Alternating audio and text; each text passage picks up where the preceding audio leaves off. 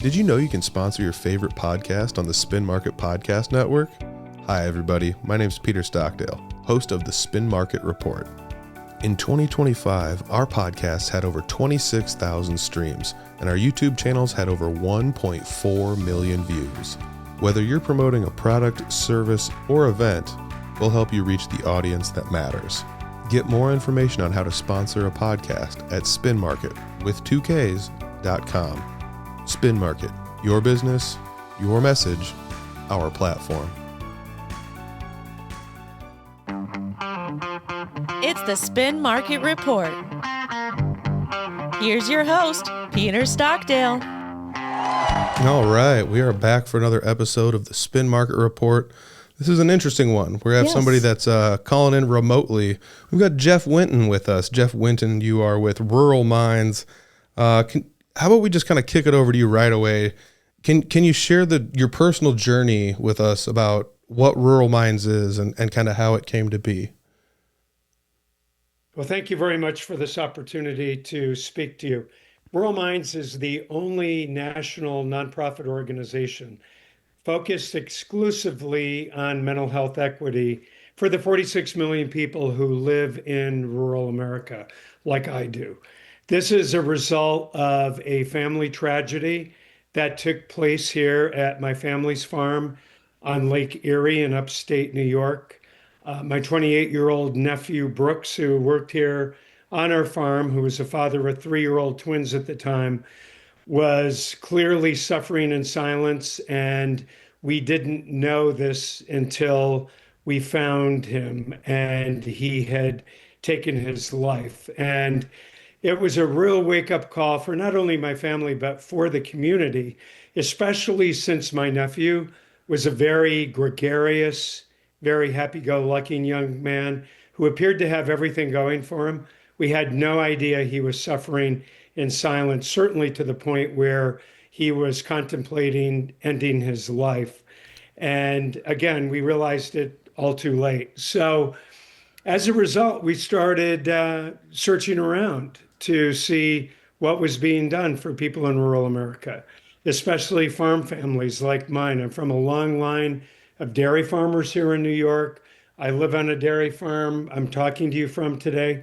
And it became very clear that there were a lot of services available for people that lived in cities and the suburbs, but very few services for people that lived in rural America. So 4.5 years ago, we launched Rural Minds as a national organization, and we are growing exponentially, largely because of many of the new pressures that are facing people in rural America. So you had mentioned that you're a dairy farmer. Do you? Maybe this is kind of a softball question. Do you have to be a farmer to be impacted by this in rural America, or is this just anyone that lives in rural America? This is basically anybody that lives in rural America. We represent all 46 million people, or 14% of the population. So we not only represent farmers, but we represent anyone that lives in small town America. We do work in the mining communities of Western Pennsylvania and West Virginia. We do work in the fishing communities in the Pacific Northwest and New England. We do work in the lumber industries. We work with the Amish and the indigenous people. Rural America is a much more diverse area than many people think. And quite honestly, less than 3% of the population in this country now has anything to do with farming. So while we do a lot in the agricultural community, it's a very small part of rural America. All right. Actually, glad I asked that question, because that does help clear some of this up. Why is it especially important to talk about suicide to these people in rural America? What is the big impact? We obviously have Brooks's story, which I do want to say, if you guys want the full gambit on Brooks's story, it's on the website, on the Rural Minds website. I'll have a link down below for that. It's absolutely worth checking out. But why is it especially important to talk to rural America about this issue? Well, we have an issue in rural America with the way that mental illness has become stigmatized. And in urban and suburban areas, there has been a stigma over the years as well. But we're now at a point where those populations have turned the corner and people are much more willing to talk about depression and talk about being in therapy and talk about substance use disorder than certainly people in rural America. If you grow up in rural America like I did, if you grow up especially on a farm where you're taught to be very independent and not talk about your issues, people do not feel comfortable talking about something as personal as a mental illness. Quite honestly, a big part of our work as I travel around the country doing the work that I do now, storytelling has been such a critical part of it because I always start with my family's story to try to humanize this and to try to get other people to understand that this is nothing to be ashamed about. We talk openly about cancer. We talk openly about heart disease. We talk openly about diabetes. But no one wants to talk about ADHD. No one wants to talk about PTSD. And so we need to start looking at these illnesses as the illnesses they are. And once people start to look at them in a different light, the likelihood of them then seeking help, which is available, is much more great than it would be if they thought this was just a character flaw and something that there was no solution for. I think you bring up a good point that this is not necessarily something that should be looked at as pigeonholed as like this is just a character flaw or there's a stigma. We should just not talk about this because it is something very important. I did pull some stats here actually from your website, and I actually went and confirmed these with other websites as well, and government documentation on this as well. But passing away due to suicide, we've farmers 3.5 times more likely, rural Americans 75% more, 74% more likely. It's those numbers are staggering. I don't know if you have the exact answer as to why this is the way it is, but what are these unique challenges that we're facing here that are not being faced elsewhere, like in the urban areas or suburban areas? Well, the one statistic I want to shine a light on, which is really causing us great concern, the 75% number you just used Mm-hmm. are young people in rural America. Okay. We have a growing issue with young people age 15 to 19 in rural America who are 75% more likely to die by suicide than their urban peers. And Wow. that is just something that is tragic.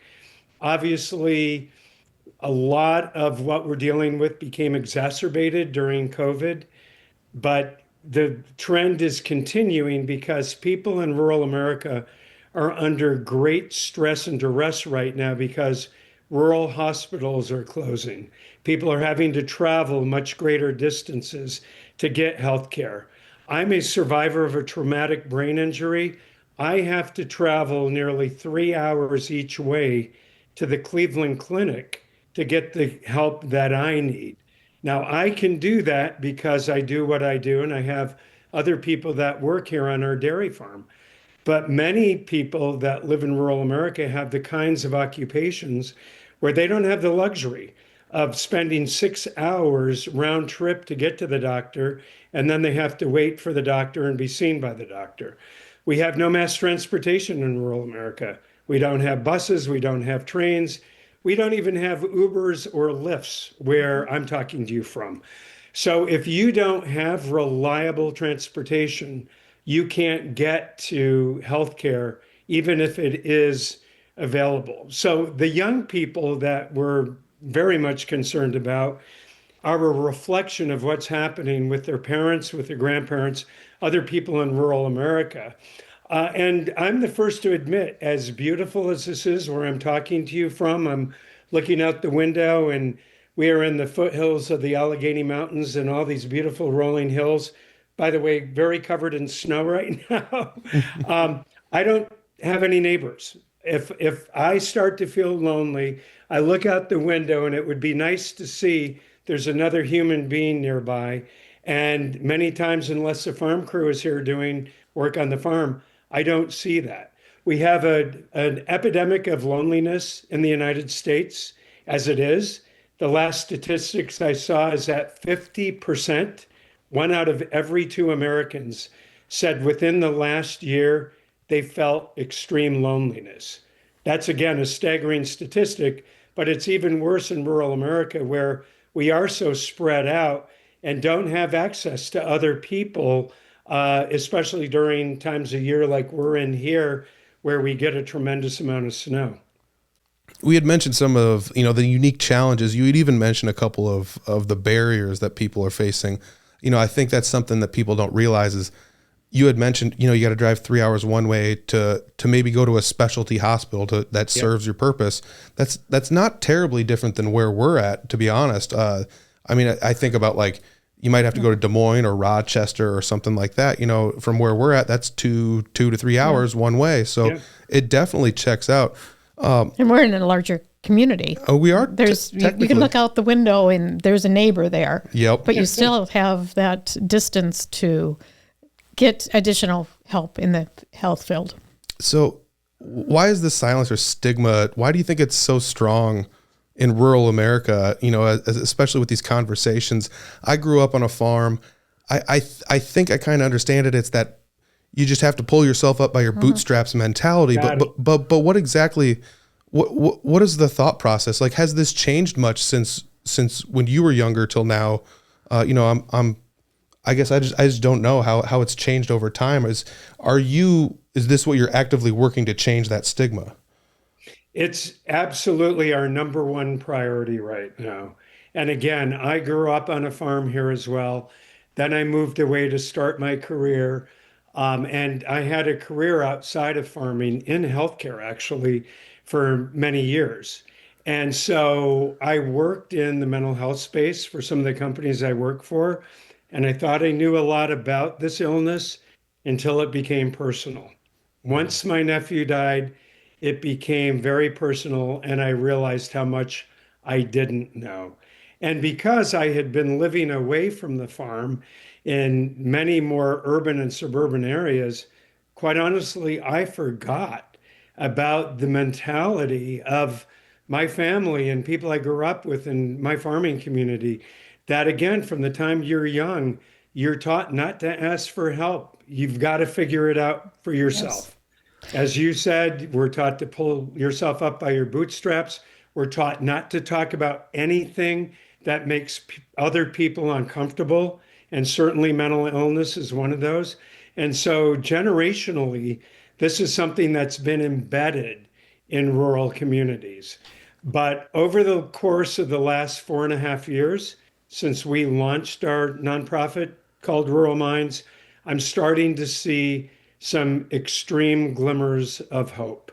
Within the last few weeks, I've been in Montana, I've been in Louisiana, I've been in Tennessee, I've been in Kansas, I've been in Missouri, been in a lot of rural areas across this country. And I'm now seeing people starting to open up. And that's where storytelling is so critically important. And that's why, as difficult as it is each and every time I tell my family's story, it helps open doors and it helps other people to feel that they're not alone, that other people have gone through this. And maybe, just maybe, there's somebody that can help them find the assistance that they need. Because again, help is available, but you have to admit you have an issue and you have to tell someone that you're struggling, because many people with mental illness or substance use disorder are very good actors and actresses. And certainly my nephew was one of them. I saw him 2 days before he died by suicide at his oldest brother's wedding. And he seemed perfectly fine. He was there with his 3-year-old twins. We had no idea whatsoever that 2 days later we would be planning his funeral. So this story is something that I hear as I travel around this country. is that because we have the stigma in these small towns, that people feel that they can't be open and can't be transparent with something that, again, should be considered and is an illness. The other thing that ties into this illness, which many people don't necessarily know or want to admit, is that there is a genetic predisposition to mental illness, just like there is to cancer, just like there is to heart disease and many other physical illnesses.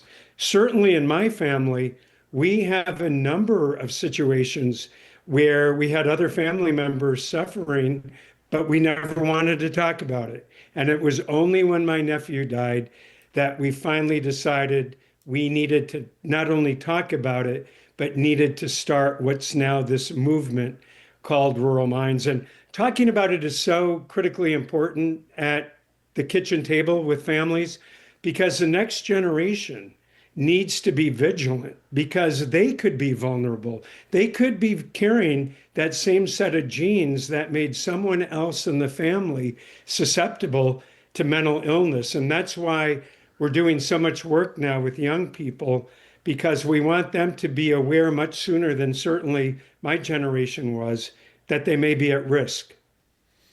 One of the questions I had on here was, how do tight-knit communities both possibly help and hurt when it comes to supporting or it comes to creating support networks? Part of me wants to imagine that if you had this nice tight-knit little, my family's here and then there's another family 5 miles down the road and we kind of talk to each other and it feels like it's tight-knit, but there's a part of me that also thinks maybe that might lead to a situation where it does not actually work out that way. Sometimes it can actually have the adverse effect. Okay. And, we have a number of farmers that we meet and other people in rural America, not just farmers that say, I live in a town of 500 people. Everybody knows my pickup truck. Everybody knows what I drive. And if there's a mental health clinic in my community, which is a big if, I don't want anyone to see me parked there, because the news will travel like lightning. And before I know it, the other 499 people in this community will know that I'm having some kind of struggle with mental illness. I didn't even think of that. That's, again, reinforcing that stigma that you're trying to help people get past. Precisely. Yep. Wow. So, it's a double-edged sword. And I tell this story that when my nephew died, again, town of 500 people, the news traveled very, very quickly. And within a couple hours, everyone knew that my nephew died, and everyone knew that he had died by suicide. When we went to the pastor's office later that day to plan his funeral, the pastor looked at us and we could tell he was going to tell us something that he wasn't sure how it was going to go over with us. And he basically said, I just want you to know that there are other people in this community that aren't comfortable with you talking about the fact that Brooks died by suicide. We even had people suggesting we make up an excuse that he died in a farming accident or he died of a heart attack. And it was my mother, who is a true matriarch of our farming family, with tears coming down her face in that pastor's study, who said, Pastor, this has been going on in this small town long enough. This is going to stop with my family. We're going to not only talk about it, we're starting at his funeral, which we did 2 days later. So this is the mentality that unfortunately we still have in a lot of small towns across this country, where it's easier to make up a story about what has killed someone than to tell the truth, because no one wants to admit that suicide or suicide ideation exists in a beautiful, bucolic, small town in America. You brought up another good point with the whole kind of just making up a story to smooth things over because the real conversation would make people uncomfortable. That does happen in small towns. I can relate to that. In conversations, if you see somebody at a young age, everybody goes, "Oh, what was it?" Yeah, what happened? But they don't put it in the obituary. They don't say anything about it. I mean, that the stigmas for this are deep in small towns. The more I think about it, because even stuff that's just like, we probably shouldn't talk about this.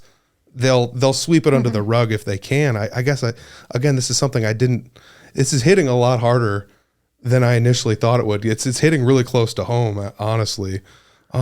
So what's been the biggest impact you've seen so far since starting Rural Minds? Well, the biggest impact I've seen is that we now are experiencing people opening up much more about what's happened in their family or what's happened in their own lives. And a meeting I did up in Great Falls, Montana, is a prime example. There were 1,000 wheat and barley farmers that were up there. And as I'm sure you folks know, being located where you are, this is a very difficult time in farming because of the trade wars, because of immigration issues, because of now the latest, the war in Iran, where farmers can't afford fertilizer.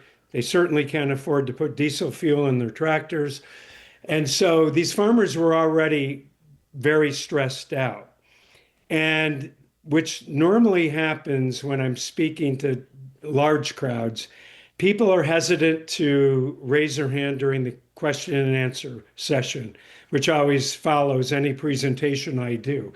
But inevitably, I will have people follow me out of the ballroom, the conference room, wherever I'm speaking, that want to talk to me one-on-one. And inevitably, they will tell me their story. In some cases, the first time they've ever verbalized what they've gone through or what someone in their family has gone through, because I've been vulnerable during the presentation and talked about my family story and talked about my own struggle. I go to a therapist myself, and I'm not ashamed of it in the least. It has helped me tremendously in my life, having talk therapy as another tool in my toolbox. And so just meeting people where they're at is so critically important in what we're doing, and making people understand that they're not alone and that there is help. And there are people like many of us at Rural Minds and other organizations who will help them find the assistance they need, but it has to start with them. They have to admit that they have the story. So I'm very encouraged by what I'm hearing, especially within the last year, when all of these developments have been taking place that are impacting especially the agricultural community. And it's not getting easier, it's getting more and more difficult. But I'm also encouraged by what I'm seeing amongst that young cohort of people I told you about, the 15 to 19-year-old that are being disproportionately impacted by mental illness and suicide. They are willing to talk about this. That generation is much more willing to talk about things than my generation, I'm a baby boomer, than my generation would ever even remotely imagine talking about. So that's what gives me hope, is that the young generation will finally get us to a point where we're talking openly and candidly and honestly about this. And one of the reasons is that they are being impacted.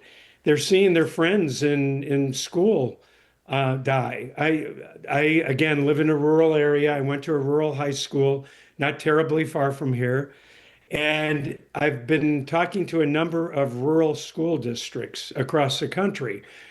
And supervisors and principals and superintendents at these rural schools are now reporting that they have a growing incidence of attempted suicide during the school day on the school grounds. Wow. Whether it's in the restrooms, or many of these schools are out in the country. Some of them even have farms on the school campus. And young people during their breaks are going out behind the school buildings or the barns or whatever is on that campus and attempting to die. So we have a new program that we're launching in June, as a matter of fact. Actually, we just pushed the timing back. We're launching it in September.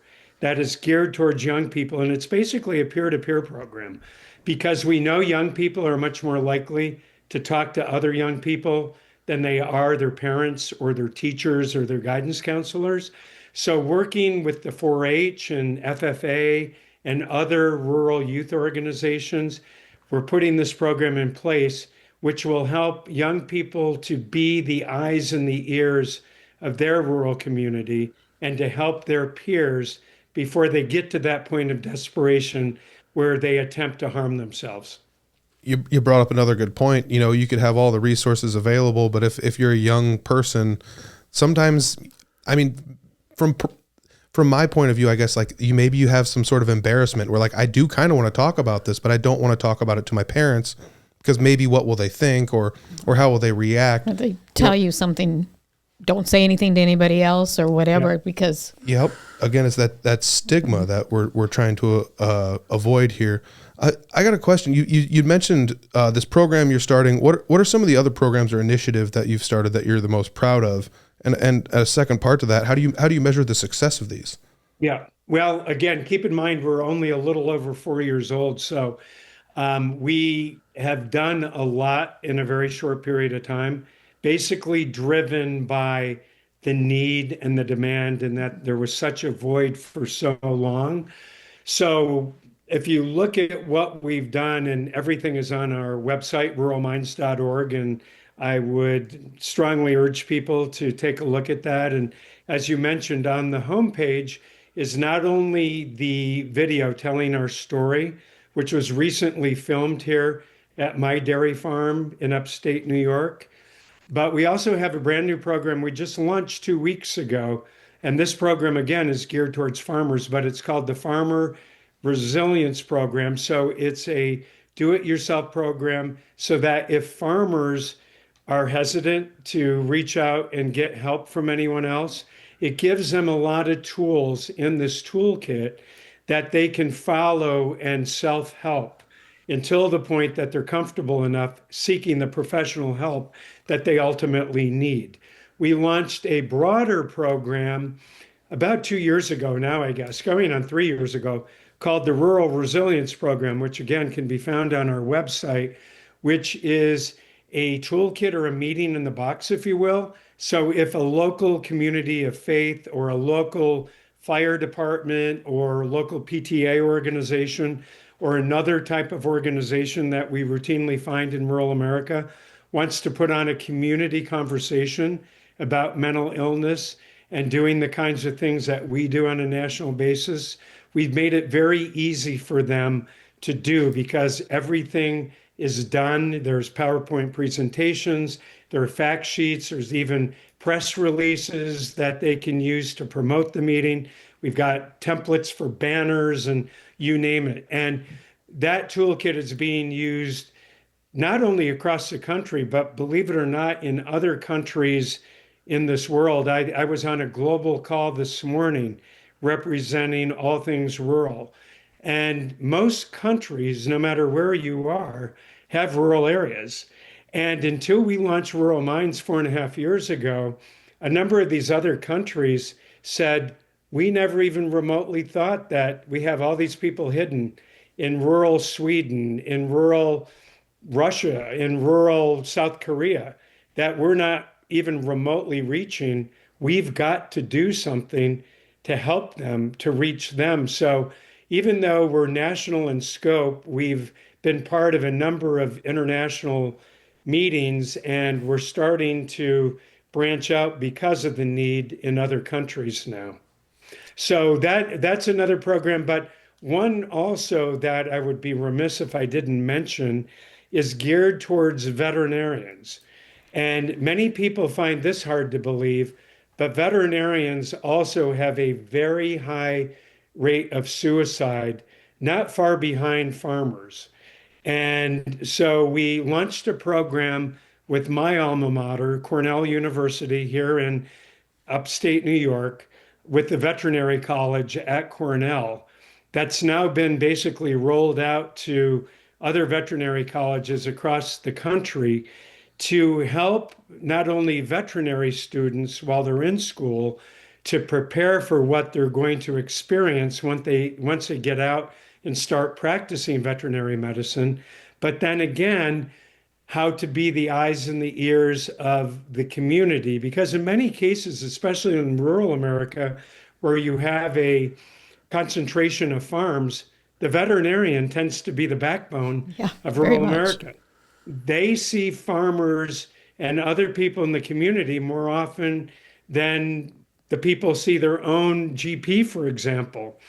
And they're not equipped, they're not trained in veterinary college to how to help someone who's dealing with depression or anxiety or substance use disorder. But the work we're doing now is helping the students to be prepared. So once they get out in these communities and people start confiding in them, or they see signs of someone struggling, they at least know what to do to ask the right questions to lead the person to open up about what they might be dealing with. I can see in those situations where veterinarians are put in difficult, if it's a farmer and he has cattle or hogs or anything like that, and if there was anything serious that was happening to a large number of them, the financial struggle that they could be facing at that time would be astronomical, and they would be front and center to be seeing that situation and the stress on that farmer. You're absolutely right, and that's happening in great magnitude right now. And you well remember what we went through with avian influenza, with bird flu. I spoke at the American Association of Avian Pathologists, which is basically a fancy name for veterinarians that treat poultry farms. And I had so many bird veterinarians come up to me after I was done talking in tears, basically saying, "We went to school to save animals, not to euthanize them. And we're now euthanizing tens of thousands of birds every week. And it's really having an impact on us." Wow. Yeah. I mean, that impacted us here too. Yeah. They had there's a plant that's basically in between where I live and where I work, and it's a very big one, and it got, I mean, they just flattened the whole thing. Yeah, afterwards, after they destroyed all the birds, it's no longer there. It's not there anymore. It was there my whole life. Yes. So Yeah. I do also want to say that video on your website, the packages on your website, they're very easy to find. I went through your website. It's a very nice looking website. We work at a marketing place. We didn't build the website, but I will say it's very nice, very easy to find. The packages are easy to look at, easy to understand. If any of this rings home or rings true to anybody, I highly, highly suggest you go to the website. Rural Minds website will be in the links in the comment section, in the description section down below. What would you think is the most important message that you want people to hear about suicide prevention, or about your message that you're trying to get out to them? The main thing I like to leave people with, regardless what the audience is that there is hope and there is help. But once again, it starts with you. You have to let someone know, no matter who it is, that you're struggling and that you need someone to talk to. And even in rural areas where we may have to travel great distances to get the help that we need, it is available. And, telehealth is helping a number of people, including people struggling with mental illness, but it's still not the panacea that it needs to be, because the fact remains we still have 30% of the households in rural America that have no broadband because it's not available. But that's one of the many things, as I spend time in Washington, and I'm going back next week to speak to Congress again. One of the many things that we are pushing for is the expansion of broadband so that people do have more access by the internet than what we have currently. But there are many great people out there who are trained mental health providers, who I'm not, by the way. I'm, a dairy farmer. I've worked in the healthcare industry, but I'm not a physician. I'm not a healthcare provider, but I'm someone who cares. And there are many people I've met over the last 4.5 years as I've traveled around the country who have very similar stories to mine, who care, who know where to go for help, and they will do whatever they can to assist someone who might be struggling. One resource that I always want to make sure that people know about is a relatively new resource. It was put in place almost 4 years ago, and it is the 988 number. And for anyone who's not familiar with it, you can call or text the number 988, pretty easy to remember, day or night, 365 days of the year. And regardless where you live, you will be connected with a live trained mental health provider who will stay on the phone with you or stay on the text with you as long as you need them for hours. And besides helping you get through a time of trial that you might be facing, or a loved one, a family member can call on your behalf, they will then help you find local resources so that you can continue your journey of recovery and treatment. So, again, if people remember nothing from this talk, besides ruralminds.org, of course, I want them to remember 988 because it's a resource that I have used. It's a resource many other people I know have used. And in some parts of this country, you get in some pretty isolated areas when you get up in the Dakotas, as you would imagine, in Montana. And there, we think it's rural here in upstate New York, but it's nothing like it is when you get up in those states up in the upper Midwest. And so people may have to drive even further than I have to drive to get the help. So some people, it's all they have. They rely on 988 because a lot of people in rural America don't have any insurance. And, over 4 million people have lost their insurance, again, because of decisions being made in Washington. And even people with insurance, many times they're underinsured or their insurance may not cover mental illness. And so 988 is a free, unanimous service that is available day or night. And I highly recommend anyone who's having any type of feeling of great distress to call that number, and you will get help, and you will get help immediately. I love the fact that you brought up telehealth. It just seems like, well, that's the obvious answer. There's telehealth, but there's so many people that don't realize that there's just no internet connections. Yes. I mean, there's places not far from here, and I'm talking within 20-minute drive where there's no internet connection. Even to the point where, like you said, some places, you can install it in your house here, but they still don't even have broadband. So you're basically doing dial-up, and you can't do a video phone call conference with somebody over dial-up very easily. Let me tell you this. I mean, broadband is bad, but I was in a small town in downstate Illinois recently doing a program with veterans in a rural area. They do not even have cell service there. Wow. So, here we are in the year 2026 in the United States of America, and we still have pockets in this country that don't even have cell service. Wow. Yeah. I 100% I could believe that. I mean, I've driven places where you look at your phone and you say no service. Yes, no service. So it does happen.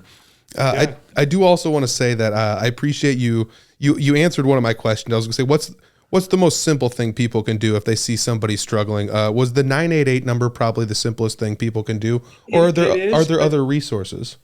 Well, one of the things I want to make sure I cover, and this certainly is not an easy thing, but it's something that has proven to be extremely effective and impactful, is if you see someone struggling and someone that you're very concerned about, you need to ask this very difficult question.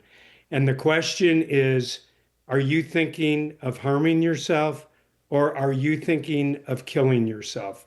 And let me tell you, the first time you ask that question, the words get stuck in your throat, because it's not an easy thing to ask anyone, especially someone you love. But what it does is it immediately puts that person on notice that someone has seen them, someone has heard them, someone cares enough about them to ask this very difficult question. And many times it will open up the door to continued dialogue that will then lead to that individual getting the help they need. So it's, again, not a simple solution, but it's proven to be very effective. Some of the most effective solutions are the difficult ones. Yep. Very much so. How can people get involved with Rural Minds if they want to, either donate time, energy, or money, some way? How can they get involved? Well, we are a, small 501c3 nonprofit organization. We don't have fancy offices. I'm talking to you from my farmhouse, which is our headquarters I love at it. the farm. So we, do a lot on a very small budget. So we're always looking for donations for people that want to help support the work we do. And because we have very low overhead, practically everything that's donated to us goes into education and the outreach that we've been talking about during this conversation. But if you go to our website, ruralminds.org, you will find a link to how you can get involved with us, not only by email, but there's an 800 number people can call. And chances are, as a small organization and as the chairman and the founder, many of those calls or emails will end up here with me. And we always make sure we answer them immediately. But the need is great. This is a national organization. I spend a tremendous amount of time flying around the country, driving my own truck to many nearby states, but I can't be everywhere, nor can our very small team. So we need ambassadors. We need other people in rural areas across this country who we can partner with, who will continue to help people and to continue to spread the word that there is help and hope. What is working on this topic taught you about resilience and compassion, which I think maybe, the resilience part, maybe that is the part we had talked about earlier that might help create the stigma, but the compassion might help eliminate that stigma. What are some things you've learned about those two topics while working with this? Well, first of all, as I mentioned, I professionally worked in the healthcare space. I worked in the biopharmaceutical industry, so I worked for companies that were focused on mental illness. And I thought I knew a lot until my nephew died.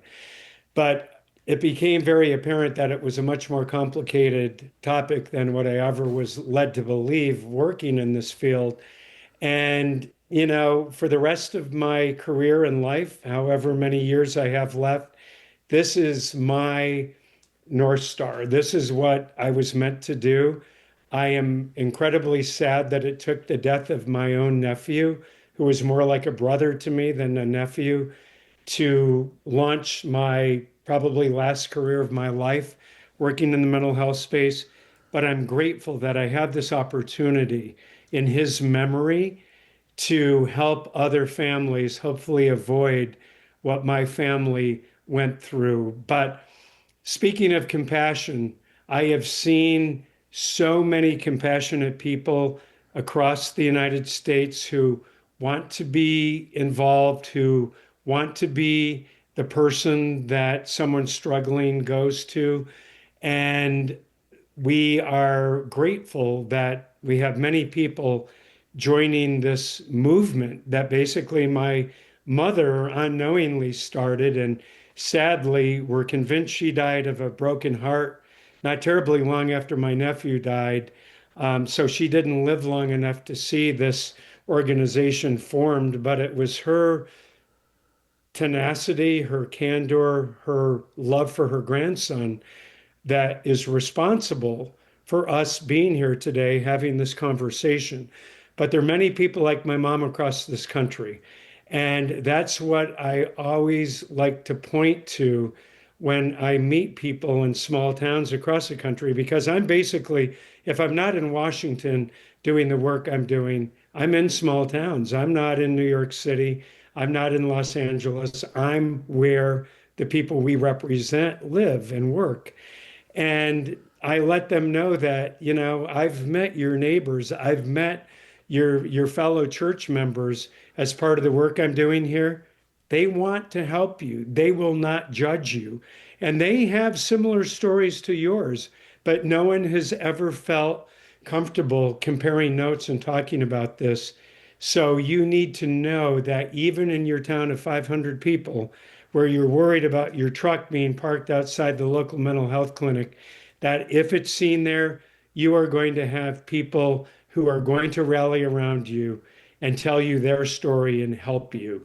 And I am very, very, very encouraged that this is a movement and that we are making great progress. We have a lot of work to do. You've seen the statistics. Every 11 minutes, someone dies in the United States. Every 11 minutes. So by the time this conversation's over, we're having 5 people have died, which is something very tragic to think about. So we still have a lot of work to do, but we are making progress thanks to many people who are getting involved and who have been fighting the good fight, because there are many grassroots efforts in rural America doing what we're doing on a national level, but many times they are born out of a tragedy, someone dying in their own farming community.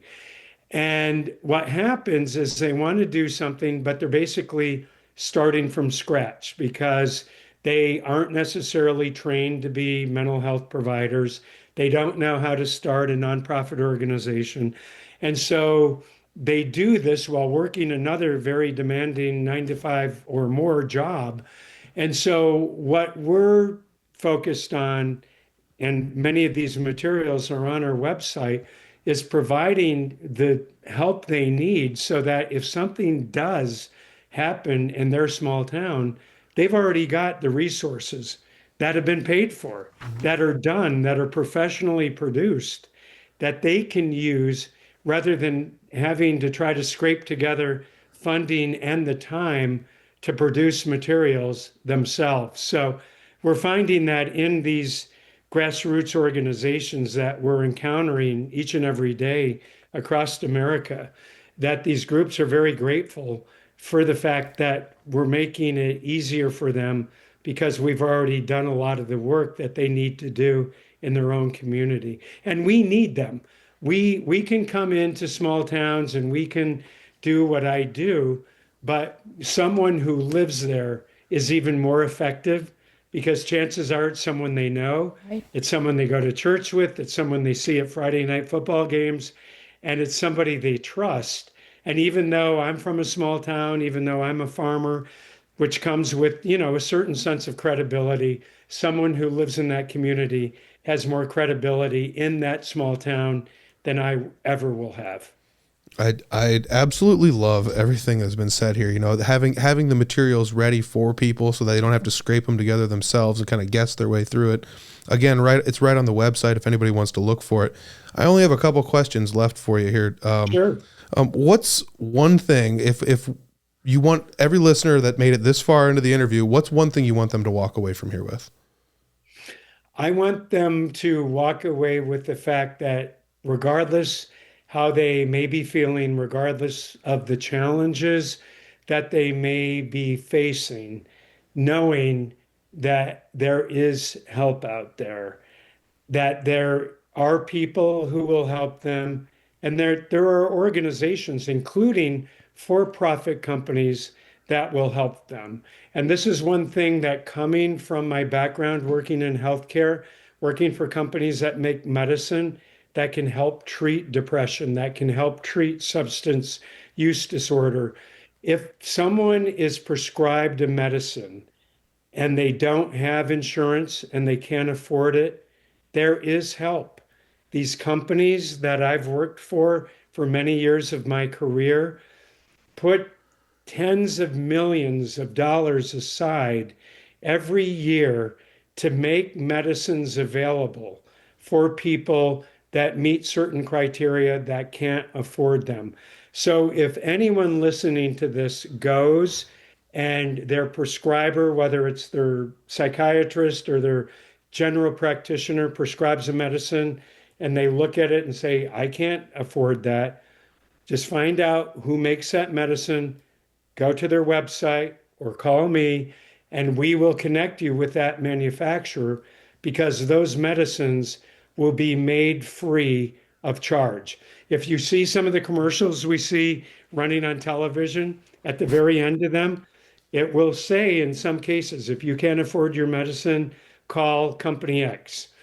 I can tell you because I'm coming from that side of the business and industry that many of these funds go unused because people either don't know about them or it can be a bit of a struggle for someone who is facing this kind of a health challenge to go through the process. But some physicians now have people in their practice that is their job. Their job is helping people apply for the patient assistance program that will make that medicine free of charge.